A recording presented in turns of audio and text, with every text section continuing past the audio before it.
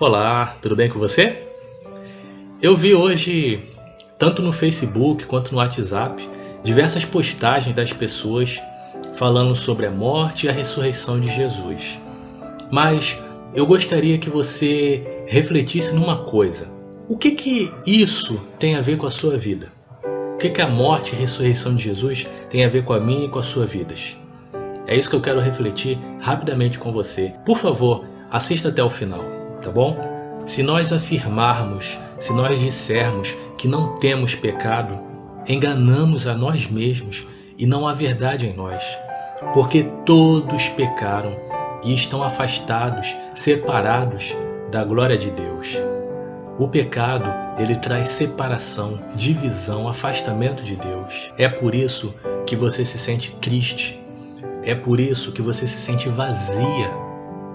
E aí, você tenta preencher com bebidas, com baladas, com sexo, com pornografia, com jogos. É por isso que você está com seus amigos e você se sente feliz. Você é alegre e ri e brinca e zoa, mas quando chega em casa, você chora. É por isso que você se joga no seu trabalho e quer trabalhar o máximo possível para ganhar o máximo de dinheiro. Se joga nos seus estudos, nos esportes, enfim, você busca desesperadamente preencher esse vazio do seu coração. Você tenta desesperadamente alegria, só que não está dando muito certo, né? O vazio continua lá.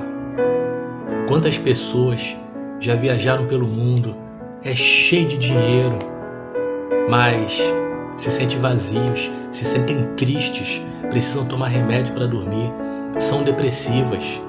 Talvez você se sinta dessa forma. E você tenta mostrar para as pessoas que você é feliz, mas na verdade, você não é. É ou não é verdade? E sabe por que você não é feliz? Porque os seus pecados te afastaram de Deus. Os nossos pecados nos afastam de Deus e o pecado traz isso. Esse distanciamento traz um vazio na nossa alma. E há uma coisa pior ainda que o pecado traz. Não apenas um distanciamento aqui na terra momentâneo, mas a pior coisa que o pecado traz é a separação eterna de Deus. Porque o salário do pecado é a morte. Morte, não apenas a morte física, mas a morte espiritual, a chamada segunda morte. Isso que é o pior, é a separação eterna de Deus, o afastamento eterno de Deus. Foi por isso que Jesus veio, para que isso não acontecesse com as nossas vidas, para que pudéssemos nos reconciliar com Deus e no final obtivéssemos a vida eterna com Ele. Porque Deus amou esse mundo de uma maneira tão grande, uma maneira que não dá para expressar em palavras, que Ele enviou o seu único Filho, para que todos aqueles que nele crescem não perecessem, mas obtivessem a vida eterna. Jesus veio a esse mundo não para condenar o mundo, mas para que o mundo fosse salvo por Ele. Ah, Rafael, mas eu acredito em Deus. Eu acredito que Jesus morreu, que Jesus ressuscitou. Mas, querida, crer é uma coisa, acreditar é outra. Claro que são bem parecidos, são próximos, mas são diferentes. Vou te dar um exemplo que você vai entender. Você acredita que Dr. Fulano de Tal é um grande médico, é um especialista, é o melhor da área, é o mais famoso em transplante de corações, por exemplo. Agora, você crê nele a partir do momento que você precisa fazer um transplante de coração e você tem que ir para a mesa cirúrgica e você decide que você vai.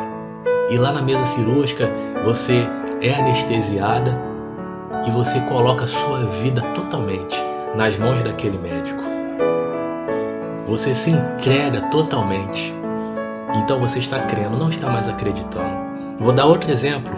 Você acredita que o paraquedas ele é muito importante, é essencial, não é? Mas você crê nele quando você decide pular do avião e confiar no paraquedas. Então, crer em Jesus não é simplesmente acreditar que Ele existe. Crer exige que eu me entregue a Ele. Crer exige que eu dedique a minha vida a Ele. Crer exige que eu lhe obedeça. Porque Quem crê em Jesus não é condenado, mas aquele que não crê está sendo condenado, não pelo seu caráter, porque uma pessoa legal é uma pessoa bacana muitas das vezes, mas pelos seus pecados, porque o pecado é quem faz separação entre o homem e Deus. Jesus veio para restabelecer a comunicação do ser humano com Deus. Agora, para que isso aconteça, é necessário que a pessoa faça parte dela. Jesus fez a parte dele, ele morreu e ressuscitou, mas é preciso que eu e você façamos a nossa parte, que é crer em Jesus, que é obedecê-lo dia após dia após dia. Você precisa fazer uma escolha na sua vida. Ou você continua vivendo a sua vida do seu jeito, ou você procura obedecer a Jesus, crer verdadeiramente nele. E não, eu não vou falar para você procurar uma igreja ou nada do tipo, não. Procure conhecer o que Jesus falava. Leia a Bíblia e você vai ver tudo o que ele quer para a sua vida. Procure adaptar a sua vida ao que está escrito na Bíblia. Coloque em prática tudo o que Jesus falou. Faça isso. Você vai estar obedecendo a Jesus. Talvez você ache, Rafael, Deus não me ama não, eu fiz tanta coisa errada na minha vida. Não. Deus, ele prova o seu amor para comigo e para contigo. Porque Jesus morreu naquela cruz, mesmo nós sendo pecadores. Ele mesmo sabendo disso, ele foi lá e morreu por mim e por você. Porque valeu a pena. Você vale a pena para Deus, ele se importa com você. O que você deve fazer então? Arrependa-se dos seus pecados e volte para Deus, para que os seus pecados sejam cancelados. Receba Jesus como seu único e suficiente Salvador, porque só há um Deus e um mediador entre Deus e os homens, o homem Jesus Cristo, o qual se entregou em resgate por todos.